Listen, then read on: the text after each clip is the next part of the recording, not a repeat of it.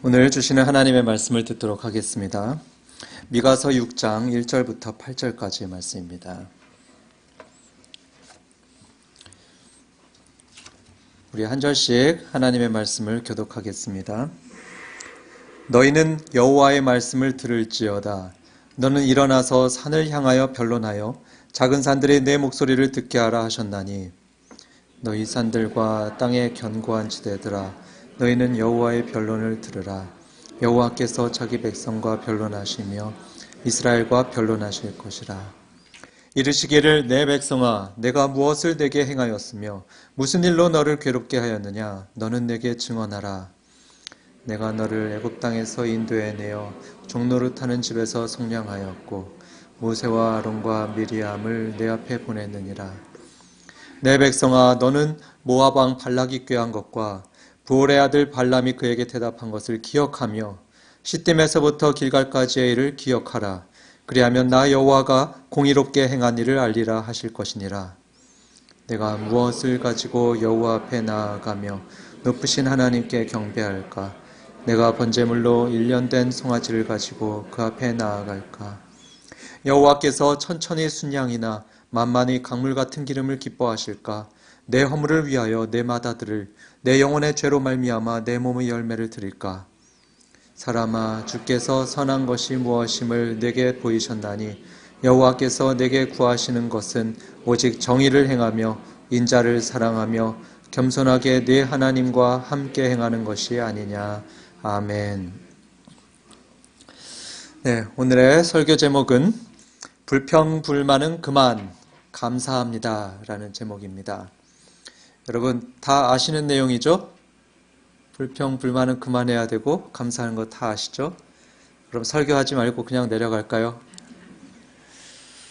다 아는데 감사만큼 잘 못하는 것도 또 없죠. 맞습니까? 네. 그래서 우리 다짐하는 의미에서 한번 따라해 보겠습니다. 불평불만은 그만 감사하자. 잘 따라해 주셔서 감사합니다.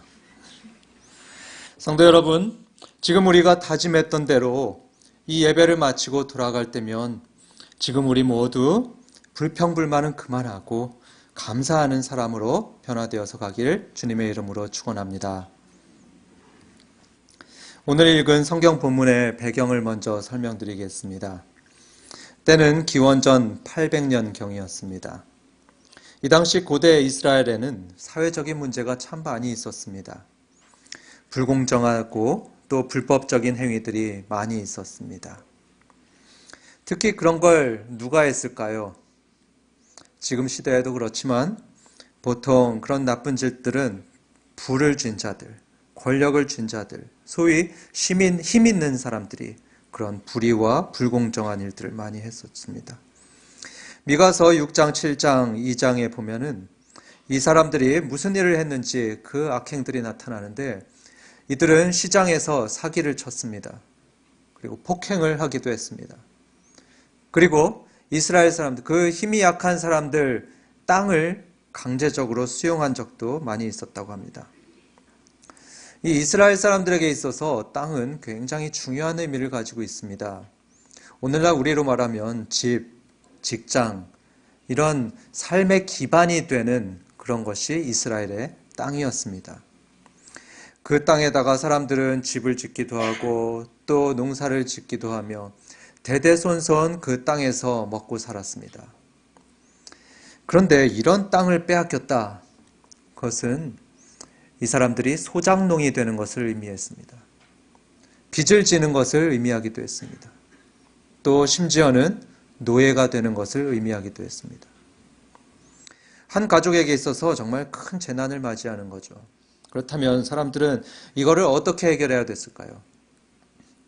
상식적으로 하면 법으로 해결을 해야 되겠죠. 법에 호소해야 됩니다. 그런데 이때 문제는 법관들이 이 힘 있는 사람들 편만 들어주지 약자들의 편이 아니었다는 겁니다. 이 당시 법관들이 권세 있는 자들과 또 부자들에게만 유리한 판결을 했다고 말하고 있습니다. 미가서 3장 9절에 보면 이 법관들을 묘사하기를 이들은 정의를 미워하고 또 정직한 것을 굽게 했다고 설명하고 있습니다. 정말 부조리한 사회입니다. 이런 사회에선 어떤 사람들이 힘들게 삽니까? 대다수의 힘이 없고 빽이 없는 사람들이 고생하며 삽니다. 이 성경에 있는 사람들도 약자들도 고통스러워했습니다. 그러면서 이 모든 고통들을 어디에다 호소했느냐 하면 하나님께 호소하는데 그게 불평으로 하나님께 돌렸습니다. 모든 억울함과 고통을 다 하나님의 탓이라고 얘기했습니다. 내가 사기당한 것, 폭행당한 것, 땅 뺏기고 경제적으로 몰락하고 고통하는 것, 이 모든 것들을 다 하나님 탓이라고 돌렸습니다. 그러면서 하나님께 불평을 쏟아놓았죠. 하나님은 우리들에게 축복은 안 주시고 불행만 주시는 분이다. 우리를 괴롭게 하시는 분이다. 이렇게 불평했습니다. 여기에 대한 하나님의 말씀이 바로 오늘 본문의 1절, 2절의 말씀입니다. 그것을 쉽게 풀면 이렇습니다. 너 미가 선지자야. 너는 일어나서 지금 이 불평하는 이 사건에 대해서 산들에게 말을 해봐라. 그리고 산들아, 들아, 너희도 한번 너희들 들은 것에 대해서 말을 한번 해봐라. 그리고 한편으로는 이스라엘 사람들에게 말합니다. 내 백성아, 내가 너희에게 무엇을 행하였고 무슨 일로 너희들을 괴롭혔냐? 너희들 한번 나에게 증언해봐라 합니다.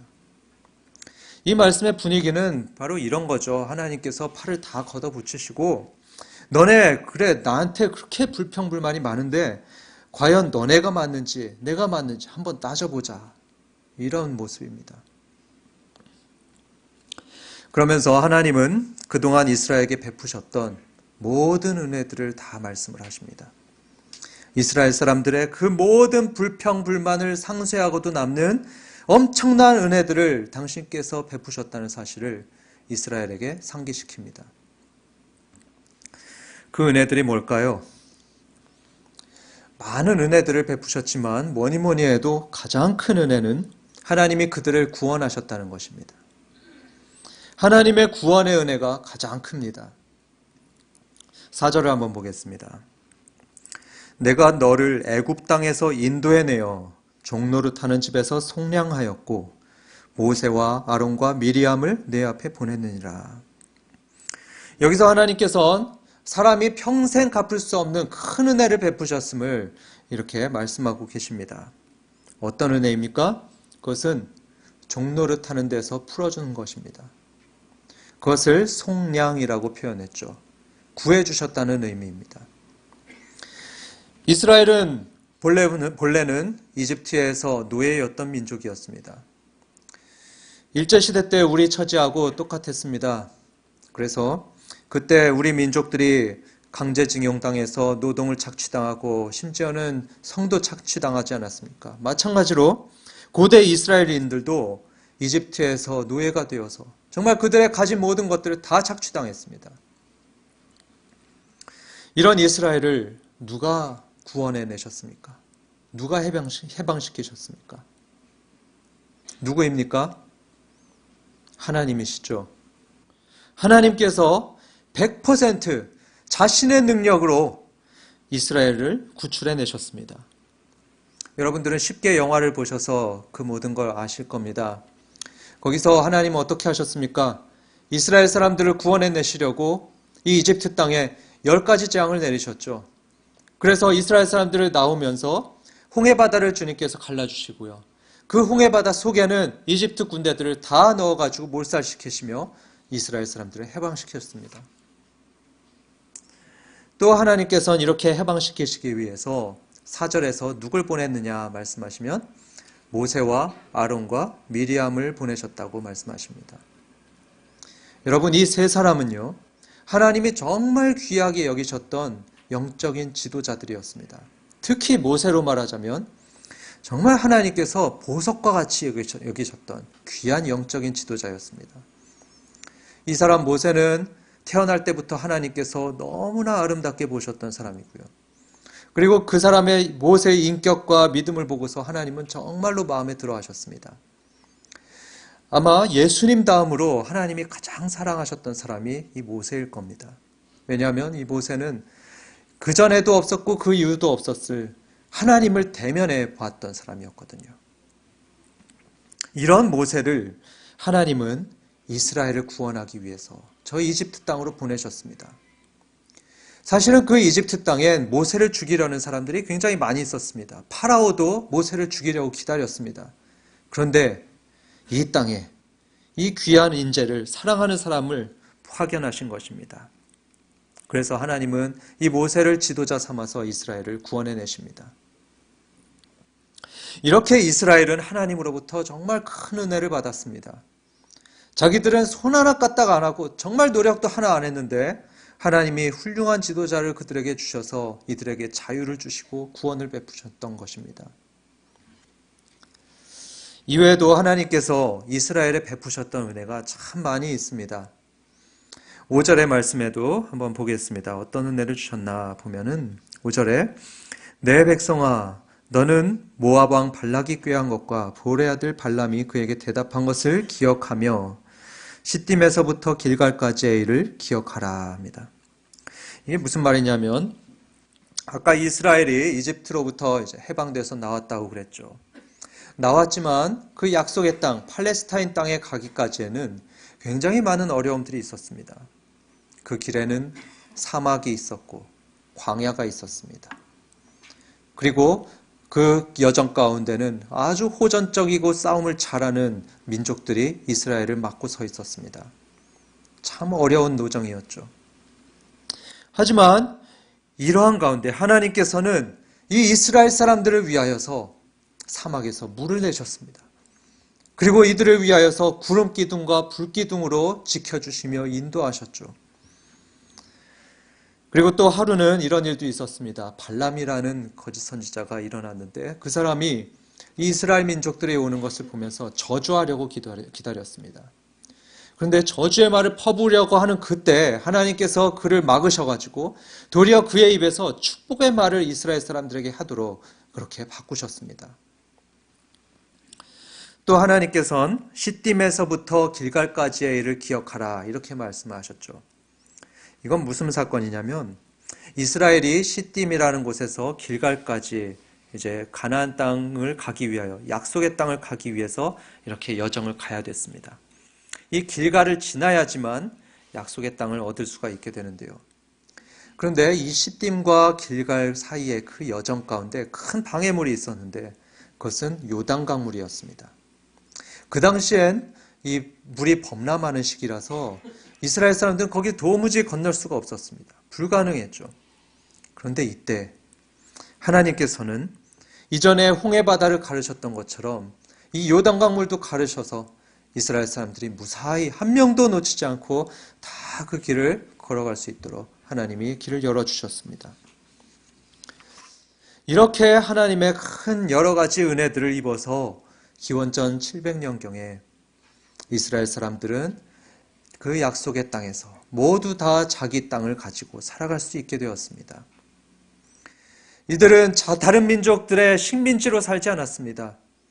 독립국가로 자기네들 위에 자기 민족의 왕을 섬기면서 그리고 또 이방 민족의 신이나 우상을 섬기는 것이 아니고 마음대로 자유롭게 하나님만 섬기며 이렇게 살 수 있게 된 것입니다. 하나님은 이 모든 은혜들을 기억하라고 항변하십니다.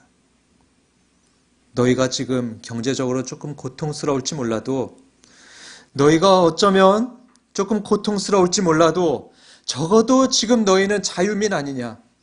너희는 노예가 아니라는 사실을 기억해라 하십니다.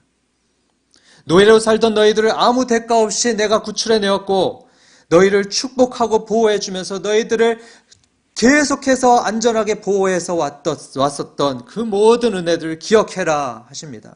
그러면 5절에서 말씀을 또 하십니다. 나 여호와가 공의롭게 행한 것을 알리라. 즉 하나님께서 옳다는 것을 확인할 수 있다는 말씀입니다. 이 이스라엘 모습과 그에 대한 하나님의 말씀은 오늘날 우리에게도 그대로 적용되는 말씀입니다. 우리들의 마음과 입술에는 무엇이 많이 있습니까? 불평, 불만의 말이 많이 있습니까? 아니면 감사의 말이 많이 있습니까? 둘 중에 무엇이 우리들의 마음과 입술을 다 차지하고 있습니까? 지지난주에 저는 동창 친구들을 만난 적이 있었습니다. 친구들하고 낚시 카페라는 데를 갔었는데요. 여러분들 혹시 낚시 카페 들어보셨습니까? 저도 처음 들어보면서 가봤는데 굉장히 특이한 곳이더라고요. 카페는 카페인데 거기서 낚시를 할 수 있도록 만들어져 있습니다. 진짜 고기들이 거기 돌아다니고요. 그런 거 됩니다. 그래서 저는 거기서 오랜만에 친구들하고 낚시하면서 즐거운 시간을 보내려고 했었는데 그날 제가 정말 놀라운 사실 두 가지를 발견했습니다. 그게 뭐냐면 첫 번째로는 제가 낚시에 전혀 소질이 없다는 것을 발견했습니다. 두 번째로는 제가 불평이 많은 사람인 것을 알게 되었습니다. 그날 친구들이 저랑 헤어지면서 한 친구가 저한테 이런 말을 합니다. 야, 너 요즘에 힘든가 보다. 말을 할 때마다 춥다, 또 짜증난다. 왜 그런 말을 많이 하냐? 힘드니? 전 그 말 듣고서 솔직히 마음에서 깜짝 놀랐습니다. 저도 모르게 정말로 불평하는 말을 많이 했던 겁니다. 고기가 잘 안 잡히니까 짜증나죠. 춥다, 짜증난다 그런 말을 많이 했던 겁니다. 여러분은 어떻습니까? 무슨 일이든지 쉽게 불평하고 불만족하지는 않습니까? 심지어는 저처럼 놀러 가서도 불평과 짜증의 말을 많이 하고 있지는 않습니까? 혹시 음식을 먹을 때도 늘 맛이 없다고 툴툴대지는 않습니까? 뭐 음식을 이렇게 만드냐 하지는 않습니까? 그런데 여러분 한번 가만히 생각을 해보십시오. 여러분 먹기 전 방금 전에 하나님 감사히 먹겠습니다 이렇게 기도하지 않았습니까? 감사합니다 해놓고서는 아이 맛없어 이러면 이게 감사기도 맞습니까? 형편이 좋게 보이는 남들하고 자기를 비교하면서 자신의 처지를 불평하는 사람들이 있습니다. 하나님을 내가 정말 열심히 섬기는데 난 왜 이렇게 살까? 왜 나만 아프지? 그러면서 하나님께 서운해하죠. 하나님께 삐지기도 하고 화도 나기도 합니다. 그래서 기도도 안 하고요. 말씀도 안 읽고요. 심지어는 예배도 안 드리기도 합니다. 제가 예전에 그랬었습니다. 이런 불평 많은 우리들에게 하나님은 말씀하십니다. 너가 받은 은혜들을 기억해라.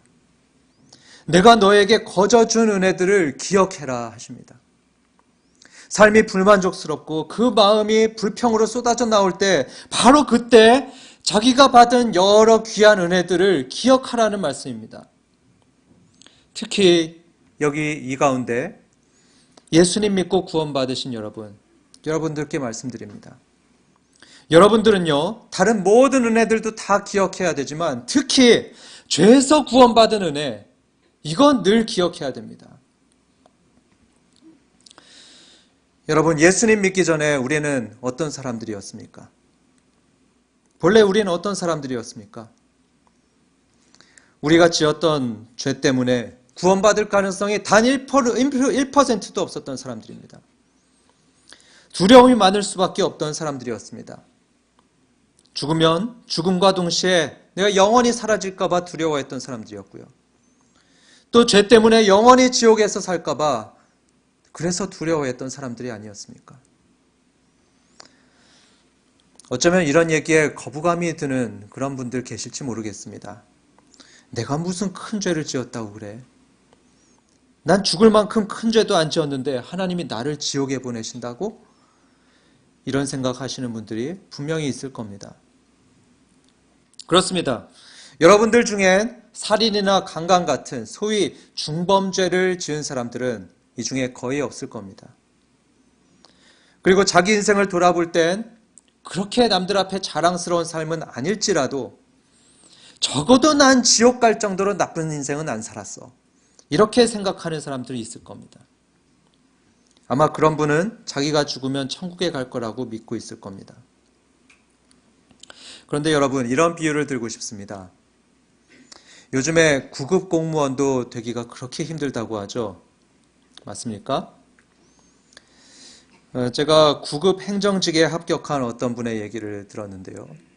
그분이 말하기를 이 사회 과목에서 한 문제만 틀려도 합격이 어렵다고 합니다. 그만큼 어렵다고 해요. 아마 과장이 좀 섞였을 것 같습니다. 하지만 그만큼 이 대한민국 정부에 들어가는데 한두 문제 틀리는 것만도 굉장히 중요한 변수가 된다는 건 확실한 것 같습니다. 하물며 가장 높으신 하나님께 가는 거 이거 결코 쉬운 일 아닙니다. 거룩한 나라 저 천국에 들어가는 거 결코 쉬운 일 아닙니다.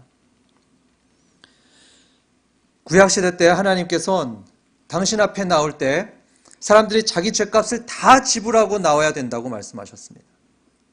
만약에 어떤 사람이 자기 죄값을 치르지 않고 그냥 하나님 앞에 나가면 하나님은 거룩한 분이시기 때문에 그분을 만날 수가 없었습니다. 그래도 나는 하나님 만날래 하면서 하나님께 갔다가 심지어 죽은 사람들도 있었습니다. 그래서 사람들은 하나님을 만나러 갈 때 자기 생명을 걸고 나가야 됐습니다. 그렇다면 이스라엘 사람들은 어떻게 자기 죄값을 지불할 수 있었을까요? 여기에 대해서 하나님께서는 백성들에게 지침을 주셨습니다. 사람들은 자기 죄값을 치르기 위해서 양이나 소 같은 짐승들을 자기 죄 대신에 죽여서 제물로 하나님께 드려야 됐습니다. 그래야지 죄를 용서받고 하나님께 갈 수 있었습니다. 그런데 아무 양이나 드릴 수 있는 게 아니고 아무 소나 잡아서 제물로 드릴 수 없었습니다. 레위기 22장 20절에 보면 아무 흠도 없는 온전한 짐승만 드리라고 말씀하고 있습니다. 그렇지 않으면 저주한다고 말씀하셨죠. 그래서 구약시대엔 아주 엄격한 기준으로 희생제물들을 선정했습니다. 그 제물들은 눈이 멀어서는 안 됩니다. 아파서도 안 되고요. 조그마한 상처라도 있으면 제물로 드릴 수 없습니다. 심지어 이런 기준도 있는데요. 제물이 딱 균형이 맞아야 됩니다. 사람들도 팔 길이가 양팔이 다르다고 하지 않습니까? 그런데 이 짐승들도 바칠 때 양발의 길이가 조금만 달라도 하나님께 바칠 수가 없었습니다. 이렇게 아주 완전하게 흠이 없어야만 하나님께 드릴 수 있었습니다. 이처럼 거룩하신 하나님께는 온전한 것만 갈 수 있습니다. 온전한 것, 온전한 사람만 갈 수 있는 것이었습니다. 이 나라를 위해서, 이 대한민국 국가를 위해서 9급 공무원이 되는데도 한 문제만 틀려도 안 된다고 한다면 여러분 하물며 거룩한 하나님께 가고 또 하나님 나라에 들어가는데 아무나 갈 수 있습니까? 한 개의 죄도 허용될 수 없는 것입니다. 그 하나의 죄가 아무리 사소하다 하더라도 천국에 들어갈 수 없는 것입니다. 그렇게 보면 우린 본래 아무런 희망이 없었던 사람들이었습니다. 여러분, 평생을 살면서 단 하나의 잘못도 안 해보신 분 여기 계십니까? 거짓말을 하더라도 수백 번, 수천 번을 했을 거고요. 또 남의 눈에서 눈물 나게 한 일도 있었을 거고요. 다른 사람 마음에 상처를 주기도 하고 고통스럽게 한 일들도 셀 수 없을 것입니다. 나는 안 그렇다고 자신 있게 말할 사람 이 가운데 계십니까? 저를 비롯해서 우리 모두가 천국 백성이 되는데 자격이 떨어져도 한참 떨어집니다. 죄값으로 영원히 지옥 형벌을 받을 사람들이었습니다. 그런데 이런 우리들을 위해서 하나님께서 큰 은혜를 베풀어 주셨습니다. 모세보다도 그 귀하게 여기셨던 모세보다도 더 아끼셨던 하나님의 아들 누구입니까? 예수님을 우리를 위해서 보내주셨죠. 저와 여러분을 위해서 이 땅에 보내셨습니다. 게다가 이 예수님께서는 우리의 이 더러운 죄들을 위해서 그 죄값을 치르려고 스스로 흠없는 희생의 양이 되어서 십자가에서 죽으셨습니다. 그래서 그를 믿는 자들에게 죄사함, 그 용서의 길을 열어주셨죠. 여러분, 이 예수님을 믿는 우리는 그 덕분에 하나님 앞에 나아갈 수 있게 되었습니다. 그래서 이렇게 이 주일날에 하나님 앞에 예배하러 나올 수 있게 되었고요. 또 천국 백성이 될 수도 있게 된 것입니다. 여러분, 다른 건 다 잊어버리셔도 이 구원의 은혜, 이거 받은 건 잊어버리시면 안 됩니다. 내 삶이 아무리 불만족스럽다 하더라도 그 불만족을 다 상쇄하고도 남을 구원의 은혜를 받았음에 우리는 진심으로 하나님께 감사해야 됩니다. 저는 선교사 시절에 인도의 오리사라는 지방에 자주 갔었습니다. 이 오리사 지방은 저기 시골에 있는 아주 가난한 마을입니다. 거기에 가서 저는 인도 목사님들을 위해서 신학 세미나를 열어주곤 했었습니다. 가서 그 현지인 목사님들을 보니까요, 정말 가난했습니다. 너무 가난해서 밥 굶기를 마치 밥 먹듯이 했고요. 또 그들이 항상 먹는 것은 카레밖에 없었습니다. 인도 카레 왜 유명하지 않습니까? 그런데요, 여러분들이 알고 있는 이 인도 카레는 우리하고 전혀 다른 것입니다. 이게 어떤 음식이냐면은 녹두를 갈아가지고 그냥 멀겋게 그냥 된장국, 멀건 된장국 같이 만들어진 게 이 인도 카레입니다. 거기에는 양파도 없고요, 감자도 없고 고기라고는 전혀 찾을 수 없는 그야말로 국물밖에 없는 게 인도 카레입니다. 솔직히 정말로 맛이 없습니다. 그런데 이 목사님들은 그게 주식이에요. 아무 반찬이 없이 그 밥에다가 멀건 그 카레 국물을 부어가지고 그걸 이렇게 비벼가지고 먹습니다. 사진을 한번 볼까요? 제가 거기 갔던 사진인데 오른쪽에 이분이 바로 제가 가르쳐드렸던 목사님들 중에 한 분입니다. 이분에 비해서 제가 조금 더 때깔이 있죠. 네, 내려주시고요. 이런 목사님들이 신학 세미나에 오게 되면 이분들에게 특별 음식을 제공해 드립니다. 특별히 이 치킨을 넣어가지고 이제 카레를 만드는데요. 이것을 치킨 커리라고 합니다. 이 치킨 커리는 뭐냐면 이렇게 카레를 평소보단 조금 더 걸쭉하게 해가지고 거기에다 이제 닭을 넣는 거죠. 한 사람당 3개 내지 4개씩 돌아갑니다. 이 치킨 커리를 드리면 이분들이 너무 맛있어 합니다. 너무 맛있어가지고 이 쟁반에다가요, 밥을 그야말로 산더미 같이 쌓아놓고서 그것을 이제 카레를 붓습니다. 그래서 너무 맛있게 먹는데 너무 좋아가지고 어느 정도로 이렇게 먹느냐면은 닭에서 그 기름이 나오지 않습니까? 그 약간의 빨간 그 닭기름을 그것도 아까워가지고 밥을 그걸 꼼꼼하게 다 닦아가지고 그 기름을 먹습니다. 이분들의 자는 숙소를 보니까 우리가 보통 세미나하면 호텔에서 하지 않습니까? 좋은 데에서 하는데 이분들은 불도 안 들어오는 컴컴한 숙소에서 잡니다. 세미나를 열었던 게 11월 정도가 주로 있었는데 그때에도 그 추운데 이불도 없이 맨바닥에서 주무셨던 이 목사님들이었습니다. 이런 목사님들이 이제 수업을 시작할 때마다 제일 먼저 찬양을 하는데요. 저는 이분들의 찬양을 들으면서 굉장히 인상 깊게 들었습니다. 제일 먼저 한 목사님께서 나와가지고 선창을 합니다. 단야바 단야바 이렇게 하는데요. 이건 감사합니다라는 힌디말입니다. 감사합니다, 감사합니다 이렇게 목사님이 찬양하는데요. 그 쭈글쭈글한 얼굴에 미소가 한가득 들어섭니다. 이렇게 한 분이 선창을 하게 되면 다른 목사님들이 그를 따라서 이제 다 같이 그 노래를 부릅니다. 단야바 단야바 단야바 단야바. 찬양이 참 단순하죠. 계속 이렇게 감사합니다 합니다. 이러는데 너무나 신나게 이 찬양을 합니다. 여러분 보셨다시피 이분들은 우리하고 비교될 수 없을 만큼 굉장히 열악하게 사시는 분들입니다. 옷, 음식, 돈, 어느 것 하나 우리보다 더 나은 게 하나도 없습니다. 그런데요, 이분들은 우리보다 더 많이 감사했고요. 더 깊이 감사했습니다. 자신들을 구원하신 그 은혜를 생각하면서 감사해서 춤을 췄습니다. 자신들이 천국 백성이라는 게 그렇게 감사해서 행복해했습니다. 사랑하는 여러분, 불평, 불만은 그만하시기 바랍니다. 하나님의 구원의 은혜를 기억하고 감사하시길 바랍니다. 한번 따라해 볼까요? 하나님, 불평, 불만은 그만하겠습니다. 감사하겠습니다. 네, 우리 성도님들 모두 인도 목사님들처럼 감사합니다. 이 말만 하고 사는 삶이 되기를 주님의 이름으로 축원합니다. 이제 우리가 감사하며 살기로 다짐했는데요. 그럼 어떻게 사는 게 감사하는 삶일까요?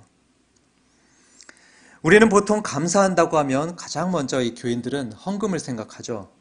그래서 감사하니까 내가 감사헌금을 해야겠다 이렇게 합니다. 본문에 있는 미가 선지자도 그랬습니다. 그래서 그는 이렇게 혼잣말을 합니다. 너무 감사한데 집에 있는 우리 송아지를 하나님께 드릴까 합니다.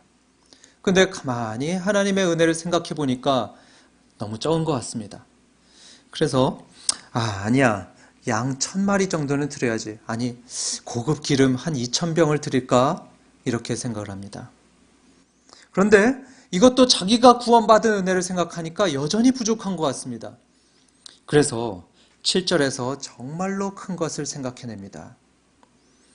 그래, 세상에서 가장 귀한 우리 집 장남을 하나님께 드려야 되겠다. 그런데 하나님께서 우리들에게 정말 원하시는 감사는요, 그런 게 아닙니다. 물론 많은 감사헌금을 드리는 것도 하나님께서 기쁘게 받으실 겁니다. 그런데 그보다도 더 원하시는 것이 있는데 그게 뭐냐? 그게 8절에 설명되어 있습니다. 한번 8절 봅니다. 함께 읽을까요? 사람아, 주께서 선한 것이 무엇임을 내게 보이셨나니 여호와께서 내게 구하시는 것은 오직 정의를 행하며 인자를 사랑하며 겸손하게 내 하나님과 함께 행하는 것이 아니냐. 여기서 첫 번째 하나님께서 가장 원하시는 감사의 방식은요, 공의를 행하는 것입니다. 공의를 행하는 것.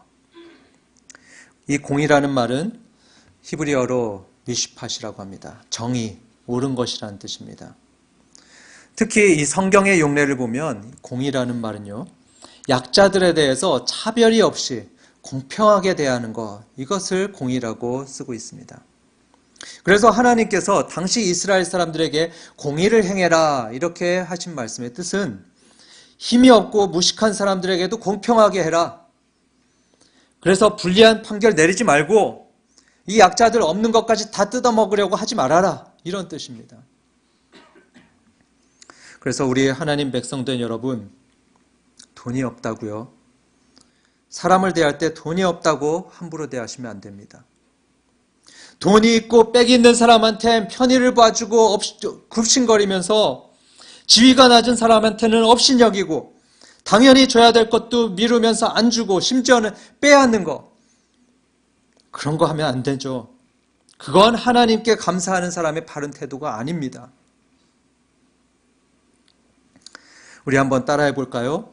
감사하는 마음으로 사람들을 차별 없이 대하겠습니다.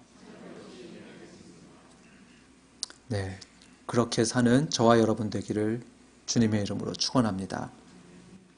두 번째로 하나님께 진정으로 감사한 마음이 있다면 인자를 사랑하라 하셨습니다.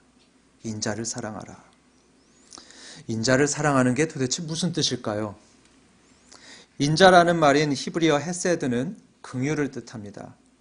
그러니까 인자를 사랑하라, 이 말은 긍휼 베푸기를 좋아해라, 이런 뜻입니다.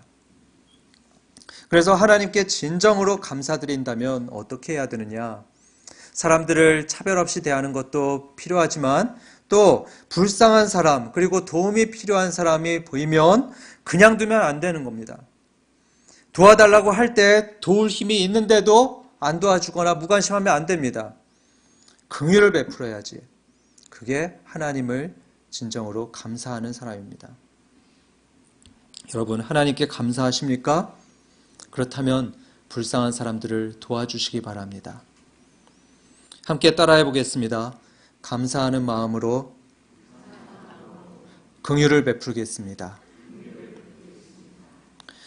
네, 마지막으로 우리가 하나님께 정말로 감사한다면 그러면 하나님 말씀하십니다. 하나님과 함께 행해라 하십니다. 하나님과 함께 행해라. 하나님과 함께 행한다는 의미가 뭘까요? 영어 성경에서 그 의미가 분명하게 나옵니다. Walk with your God. 그래서 하나님과 함께 걸어가는 것, 하나님과 동행하는 것, 이것이 그 의미입니다. 여러분, 누군가와 함께 걸어가는 걸 생각해 보십시오. 특별히 윗사람하고 동행하는 것을 머릿속에 상상해 보시기 바랍니다. 그분하고 동행하려면 어떻게 해야 됩니까? 그분하고 방향을 같이 해서 가야 되겠죠? 그리고 그분의 보폭과 보속을 맞춰가지고 가야지 되지 않습니까? 그래야 그분하고 동행할 수 있는 겁니다. 마찬가지입니다. 하나님과 동행하는 것도 그런 의미인데요. 하나님을 주목하는 것입니다. 그리고 하나님의 말씀에 귀 기울여 듣는 것입니다. 하나님보다 더 앞서 나가려고 하지 않고 하나님보다 뒤처지는 것도 아니고 하나님의 말씀에 순종해서 그 길을 그대로 따라가는 것. 그것이 바로 하나님과 함께 행하는 것입니다. 한번 따라해 보겠습니다. 겸손히 하나님만 바라보며 따라가겠습니다. 뇌과학자요 또 의사인 이시영 박사는 둔하게 삽시다라는 책에서 이렇게 말을 합니다. 인간의 가장 큰 약점이 있는데 그 약점이 뭐냐면 너무 쉽게 당연심리에 빠진다는 것입니다. 당연심리다. 그래서 사람들은 걷는 것을 너무나 당연하게 여기고 보는 것을 너무나 당연하게 여기고 내가 배부른 것을 너무나 당연하게 여깁니다. 이렇게 이 모든 것들을 당연한 것처럼 생각하면요, 마음속에 감사한 마음이 일어날 리가 없죠. 그래서 당연 심리는 인간성을 말살시키고 영혼을 병들게 하며 불평불만을 갖게 만든다. 이렇게 말을 합니다. 여러분, 이시영 박사의 말처럼 우리가 구원받은 거요, 이거 당연한 거 아닙니다. 우리를 위해서 하나님의 아들 예수님 오신 것도 당연한 것 아닙니다. 그분이 우리 죄 때문에 십자가에서 죽으신 것도 결코 당연한 것이 아닙니다. 감사해야 됩니다. 이렇게 큰 은혜를 받았음을 기억하면서 불평불만을 그쳐야 됩니다. 그래서 바울 선생님은 데살로니가 성도들에게 이렇게 말을 했습니다. 항상 기뻐하십시오. 쉬지 말고 기도하십시오. 그리고 뭐라고 하죠? 범사에 감사하라. 범사해라고 했습니다. 아프든지 가난하든지 모든 일에 감사하라 합니다. 이 말씀에 따라서 여러분 목장에 가셨을 때 감사 제목 많이 나누시기 바랍니다. 삼나눔 시간에 시간이 없다고 빼먹지 마시고요. 감사한 일들 꼭 나누시기 바랍니다. 일주일 동안 감사했던 것들 잘 기억하셨다가 이 목장에 와서 그걸 풍성하게 나누시기 바랍니다. 그래서 사랑하는 샘물 성도 여러분, 모일 때마다 다냐바 감사합니다. 이런 말이 여러분들 모임과 삶 속에 충만하시기를 주님의 이름으로 축원합니다. 우리 함께 일어나셔서 하나님께 감사하는 것을 기억하며 찬양하며 고백하겠습니다. 하나님 아버지 감사합니다. 참으로 감사합니다. 주님께서 죄인된 저희들을 위하여서 큰 은혜를 베풀어 주셨습니다. 주님께서 구원의 은혜를 베풀어 주시기 위해 하나님의 아들 그 거룩하시고 흠없는 예수 그리스도를 보내주시고 우리를 위하여서 대신 죽어주심을 감사드립니다. 그래서 우리가 저 천국의 소망을 두고 그리고 또 하나님께서 베풀어 주시는 각양각색의 많은 은혜들을 누리며 이 땅에서 살아가게 하심을 감사드립니다. 하나님, 이제 저희들이 그 감사의 제목들을 잊지 아니하고 감사하는 마음으로 살아가기를 다짐해 봅니다. 주님, 또한 저희들에게 베풀어 주신 그 모든 감사한 것들에 저희들이 예물로 감사의 마음을 표해 드리려 합니다. 비록 저희들이 송아지는 드리지 못하여도 저희들이 수천 그릇의 그런 기름은 드리지 못할지라도 하나님 앞에 마음을 드리며 정성껏 예물을 드리오니 하나님 받아주시고 주님의 귀한 사업에 써주시며 많은 사람들이 복음을 듣고 구원받는 데 이르는데 쓰일 수 있도록 하여 주시옵소서. 우리 주 예수 그리스도의 은혜와 하나님 아버지의 크신 사랑과 성령 하나님의 교통하심이 이제부터 감사의 말을 입에 달고 살아가기로 결심하고 이 세상을 향해 나가는 모든 성도들의 가정 위에, 직장 위에, 모든 생활 위에 지금부터 영원토록 함께 있을지어다. 아멘.